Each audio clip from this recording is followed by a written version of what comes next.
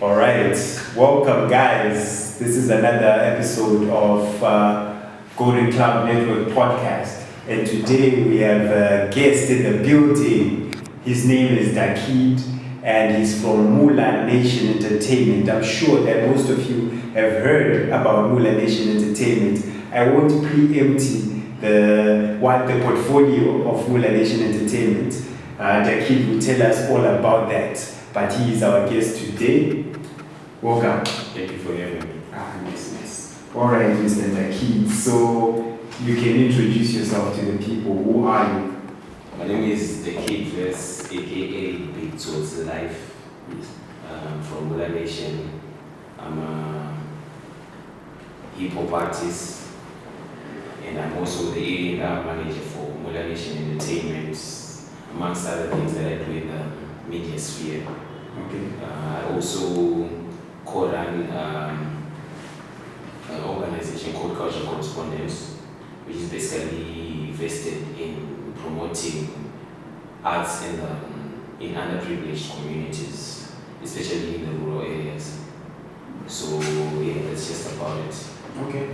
I like that. Okay, so firstly, what we're trying to do, we're trying to focus on the professional part of MulaNation and what you do, but we also want to get a picture of your personal life, of who you are as a person, because we're trying to see if there's a connection that can be made between your two worlds. Yeah. Right. So could you tell us a little bit more about your childhood? Yeah, I partly grew up in Mapuku. Then we moved to Belvedere. That's where I spent most of my adult, pre-adult life, like my teens. Yeah, I spent most of my teens in Belvedere. Okay. That sounds like a tough transition from Mapuku to Belvedere. What was it like?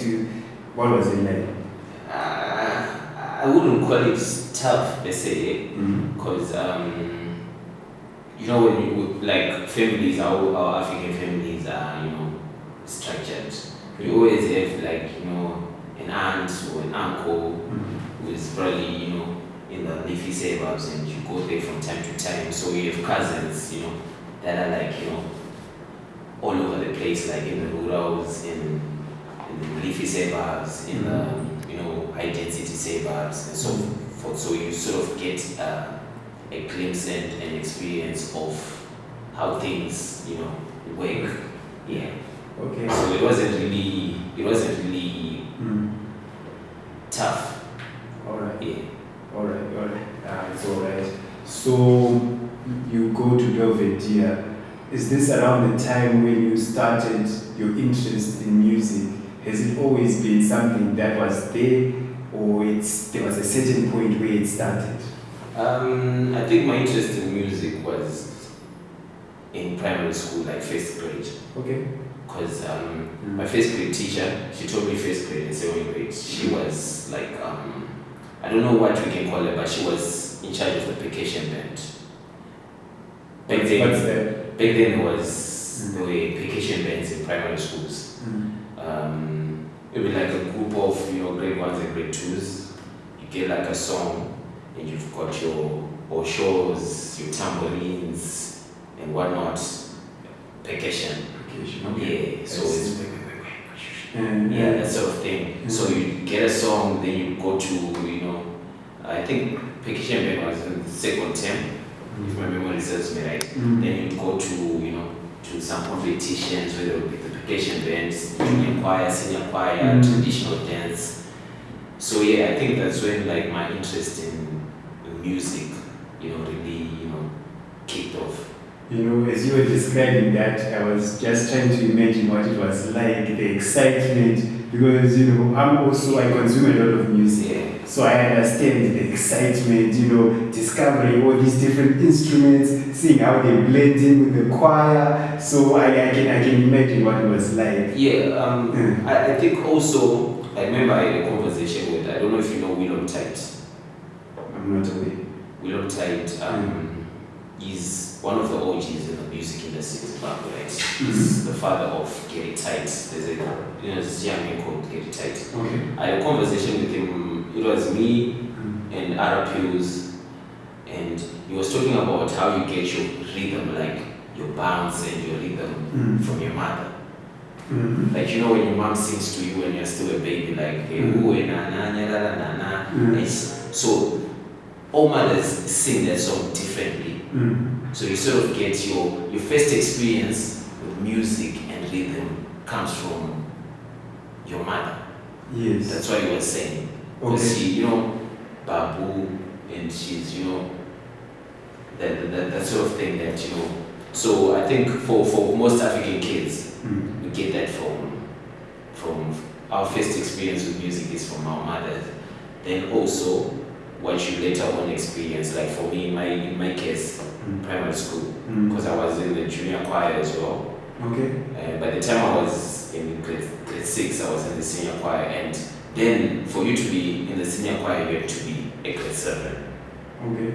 But for me now, because also my teacher who taught me grade 5 and grade 6 was also in charge of the junior choir and the senior choir. Okay. So you see, so it's one of those things that along the way I would, you know, be with people who were sort of, you know, nurturing the music in me. All right, that's interesting because when you mentioned that science behind how we get our sound from our mothers, that actually makes sense because usually human beings absorb what's around them. Exactly. So even if you're in an environment full of music, you know, what your mother feeds you type of thing. So yeah, I get the picture. So is that when you realize, when was the moment when you realized that I might actually do this for a living, this might be my life? Like, when was that moment of clarity? I can't really like pinpoint where I said I really wanted to do this. Okay. Like, then it wasn't really for a living. It was for likes. Okay. But the likes that when we started out, it wasn't social media likes really. It was just people who know you.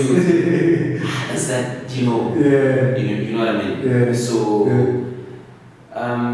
but I think, you know, along the way you end up meeting up with people who, like, you know, inspire you to do certain things. Like, I remember when I went to college after A-level, I first went to, there's a college in Maronda called Kushinga Pekelele. It's one of those small polytechnics, I think, in the country. I went there for a year. I was doing what's called, then they were calling it micro enterprise management. Now they call it entrepreneurship. So when I was there, I was in this neighborhood called Chertomo, which happened to be the same neighborhood that NyashaTimbe was in. Okay. So a friend from college introduced me to NyashaTimbe. And me and Nyasha, we kicked it off and we became friends, and he's been my friend since.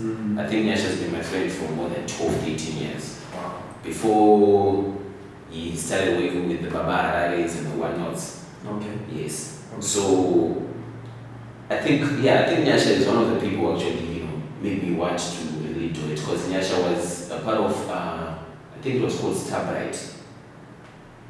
So yeah, so seeing Nyasha on TV and hearing Nyasha on radio was something that also made me realize, what, I can actually do this as well.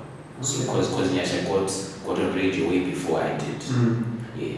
So along the way, you always meet people. I think God places certain people in our lives so that we realize what we are supposed to be in life. Okay. But sometimes it's just one of those things. Sometimes we are blinded by opinions and perceptions from be it relatives or friends or people in general, like in the community. So sometimes you get blinded and you do not see that you can actually make a life of something. There are a lot of talented people. People with serious talent, be it in music, sports, public speaking or any other sphere. Yes. But sometimes we're influenced by certain groups of people in our lives, and it can actually drive us away from our calling, and we may end up doing something else, and we might do okay, but we might not have reached a certain level that we could have reached if we had taken that other path. Yeah, it's more like, I always say that you're a product of your environment. Yeah. So now, I think every environment is positive, it's got positive energy and negative energy. There's no environment that you can say is just totally positive. Even in church, there's always some, I'm telling you, there's always some negativity, It's like nature. Yes, but now, it's sort of like a blessing when you get to pick the positive energy more and less of the negative energy. There's another way of doing it. Some people, I think it depends on the type of person you are. Yeah. Where some people actually feed off the negative energy. Some people, but these people are, some people get in an environment and they see that, there's a lot of negative energy, there's a lot of hate, and then they use that to drive them to work even harder. I think, most of us do that, but you need to have like a certain level of maturity and a certain level of, understanding yourself. Okay. Because at the end of the day, it's about knowing you and what you want for you, not what other people want for you. You know what I mean? Because I remember telling my cousin, because my dad was in the army, right? So I remember at one point he wanted me to join the army. I was telling him, you know what? I don't want to look like I'm your second chance at things. And that led to me moving out when I was 19.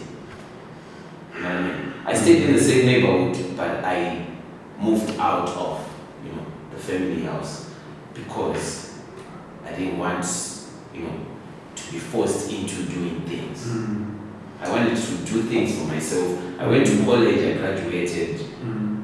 I cannot say I'm very educated, but I'm not slow. You know what I mean? And when you say let's do this, or how many of you've got college diplomas or college degrees, I might probably be one of those people who say like, yo, I'm here. But